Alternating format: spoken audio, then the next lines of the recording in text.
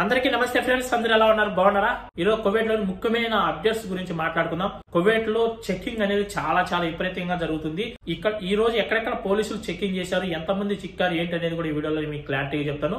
దాంతో పాటు కువైట్ లోని మంగఫ్ ఏరియాలో ఒక అగ్ని ప్రమాదం జరిగింది కదా, ఆ అగ్ని ప్రమాదంలో గాయపడిన వారికి వాళ్ళ కంపెనీ అనేది ఆర్థిక సాయం అయితే అందజేసింది. ఎంత అందజేసింది అనేది కూడా మీకు ఈ వీడియోలో చెప్తాను. వీడియోని అయితే స్కిప్ చేయకుండా పూర్తిగా చూడండి. వీడియోని ప్రతి ఒక్కరు కూడా లైక్ చేయండి. చాలా మంది లైక్ చేయకుండా వీడియో చూస్తున్నారు. మీ నుంచి నేను కోరేది ఒక లైక్ మాత్రమే. మీరు లైక్ ఇచ్చి నాకు సపోర్ట్ చేశారంటే మన వీడియో ఇంకా చాలా మంది చూసే అవకాశం ఉంటుంది. నేను కూడా ఇంకా మంచి మంచి వీడియోస్ తో మీ ముందుకు వస్తూ ఉంటాను. కువైట్ గురించి ఎలాంటి అప్డేట్స్ ఉన్నా, కువైట్ లో ఎలాంటి జాబ్స్ ఉన్నా గానీ ప్రతి ఒక్క విషయం కూడా మీ ముందుకైతే వీడియో ద్వారా తీసుకొస్తూ ఉంటాను. వీడియోని అయితే ప్రతి ఒక్కరు లైక్ చేసి ఒక కామెంట్ చేయండి చాలు. ఇంకా నేను మీ నుంచి ఏమీ కోరను. ఇంకా వీడియోలోకి వెళ్ళిపోదాం. ఫస్ట్ అప్డేట్ వచ్చి కువైట్ లోని మంగఫ్ ఏరియాలో ఒక అపార్ట్మెంట్ లో జరిగిన అగ్ని ప్రమాదంలో గాయపడిన వారికి ఒక్కొక్కరికి 1000 దినాల చొప్పున ఎన్బిటిసి కంపెనీ వాళ్ళు ప్రకటించడం అయితే జరిగింది. మంగఫ్ ఏరియాలో ఒక అపార్ట్మెంట్ లో ఉండేవాళ్ళు అక్కడ అనుకోకుండా అగ్ని ప్రమాదం జరిగి ఆ అగ్ని ప్రమాదంలో దగ్గర 50 మంది కూడా చనిపోవడం అయితే జరిగింది. చనిపోయిన వాళ్ళ కుటుంబాలకు కూడా కువైట్ గవర్నమెంట్ ఆర్థిక సాయం అందజేసింది. అలాగే మన ఇండియా గవర్నమెంట్ కూడా ఆర్థిక సాయం అందజేసింది. గాయపడిన వారికి ఒక్కొక్కరికి 1000 దినాల చొప్పున ఎన్బిటిసి కంపెనీ అనేది అందజేయడం అయితే జరిగింది. దాంతో పాటు గాయపడిన వారి పిల్లల విద్య కోసం కూడా ఎన్బిటిసి కంపెనీ స్కాలర్షిప్ పథకాన్ని కూడా ప్రకటించడం అయితే జరిగింది. మీరందరూ ఒక విషయం తెలుసుకోవాలి. కువైట్ లో మనం ఇక్కడ జాబ్ చేసుకోవడానికి వచ్చామంటే మీరు ఎక్కడైనా సరే కంపెనీలు అయినా లేదా ఒక హౌస్ లో డ్రైవర్ అయినా, ఒక హౌస్ లో పని మనిషిగా ఆడవాళ్ళు వచ్చినా గానీ, మీరు ఎక్కడ పని చేసుకోవడానికి వచ్చినా గానీ మనకు అనేది ఒక ఇన్సూరెన్స్ అనేది ఖచ్చితంగా ఉంటుంది. మనకి ఇక్కడ ఏదైనా జరిగినప్పుడు కువైట్ గవర్నమెంట్ అనేది మనకు ఇన్సూరెన్స్ అనేది మనకు అందజేస్తుంది. డబ్బులు అనేటివి అందజేస్తుంది ఇన్సూరెన్స్ ద్వారా. అది లక్షల్లోనే ఉంటుంది కానీ వేలల్లో అయితే ఉండదు. దగ్గర 5 నుంచి 10 లక్షలు, 15 లక్షలు, 20 లక్షల వరకు కూడా ఒక్కొక్కరికి ఇన్సూరెన్స్ అనేది చేసి ఉంటారు. మనం చేసే జాబ్ ను పట్టించి, మనం చేసే పనిని పట్టించి మనకు ఇన్సూరెన్స్ అనేది ప్రతి ఒక్కరి పైన కూడా ఇన్సూరెన్స్ అనేది కంపల్సరీగా ఉంటుంది.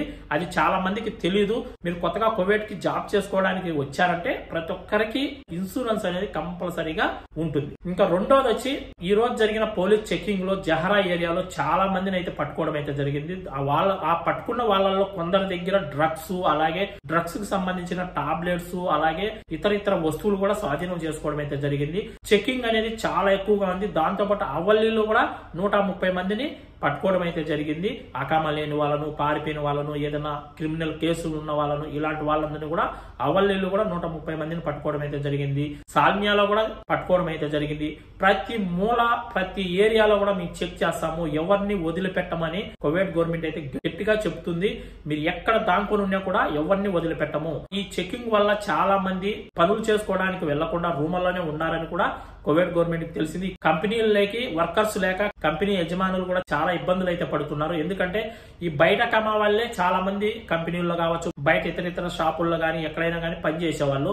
ఈ చెకింగ్ ఎక్కువ ఉండదనేసి మన వాళ్ళందరూ కూడా రూముల్లోనే ఉండిపోవడం అయితే జరిగింది. అందువల్ల ఈ కంపెనీల్లోకి మనుషులు రాక కంపెనీల పనులు కూడా నిలిచిపోతున్నాయి. మీరు ఎక్కడ ఉన్నా, మీ రూముల్లో ఉన్నా కూడా రూముల్లోకి కూడా వచ్చి మేము చెక్ చేస్తాము. ప్రతి ఒక్క అపార్ట్మెంట్ చెక్ చేస్తాము. మీరు ఒకవేళ అకామా లేని వాళ్ళకు మీరు ఆశ్రయం ఇచ్చారంటే వాళ్ళని మీ రూముల్లో పెట్టుకున్నా గానీ వాళ్ళతో పాటు మీకు కూడా ఫింగర్ వేసి మిమ్మల్ని కూడా పంపించడం అయితే జరుగుతుంది. కువైట్ నుంచి అకామా లేని వాళ్లకు ఎవరు కూడా మీరు ఆశ్రయం ఇవ్వద్దండి, ఎవరిని కూడా రూముల్లో పెట్టుకోవద్దని కూడా కువైట్ గవర్నమెంట్ గట్టిగా చెప్పడం అయితే జరిగింది. దీన్ని దృష్టిలో పెట్టుకొని ఎవరైనా సరే బయట పని చేసుకునే వాళ్ళు చాలా జాగ్రత్తగా ఉండండి. అదే విధంగా మాల్యాకు వెళ్ళాలనుకుంటూ ఉంటారు. శుక్రవారం పూట మాల్యాకు వెళ్ళినప్పుడు కూడా చాలా జాగ్రత్తగా ఉండండి. కొత్తగా ఒక బ్రిడ్జ్ అనేది నిర్మించారు మాల్యాలో. ఆ బ్రిడ్జ్ పైన వెళ్లకుండా చాలా మంది పక్కన రోడ్డు దాటుకోవడం అయితే జరుగుతుంది. అలా దాటుకునేటప్పుడు పోలీసు వాళ్ళు చూశారంటే ఒక్కొక్కరికి 10 దినాలు ఫైన్ అయితే విధిస్తున్నారు. ఇది కూడా కొద్దిగా గుర్తు పెట్టుకోండి. ఎందుకంటే చాలా ఎక్కువ మంది ఆ బ్రిడ్జ్ పైన వెళ్తున్నారని, చాలా టైం పడుతుందనే ఉద్దేశంతో ఇట్లా రోడ్డు దాటుకొని వెళ్దామని ఒక సైడ్ నుంచి అయితే వెళ్తున్నారు చాలా మంది. అట్లా వెళ్లేటప్పుడు పోలీసు వాళ్ళు చూశారంటే ఖచ్చితంగా మీ పైన ఫైన్ అయితే విధిస్తారు. 10 దినాలు, 20 దినాలు ఫైన్ అయితే ఖచ్చితంగా మీ పతాకమైన రాస్తారు. అది కంపల్సరీ మనం కట్టుకోవాల్సిందే. కట్టకుండా మనం ఇంటికైతే వెళ్ళలేము. మీరు వెళ్ళేటప్పుడైనా ఎయిర్పోర్ట్ లో అయినా ఖచ్చితంగా మన పైన ఎలాంటి జరిమానాలు ఉన్నా కూడా కట్టి వెళ్లాల్సింది. ఇవి ఈ రోజు ముఖ్యమైన అప్డేట్స్. మరొక మంచి వీడియోతో మళ్ళీ రేపు కలుసుకుందాం. ఈ వీడియోని అందరూ లైక్ చేసి షేర్ చేయండి. అందరికీ బాయ్ ఫ్రెండ్స్, జై హింద్.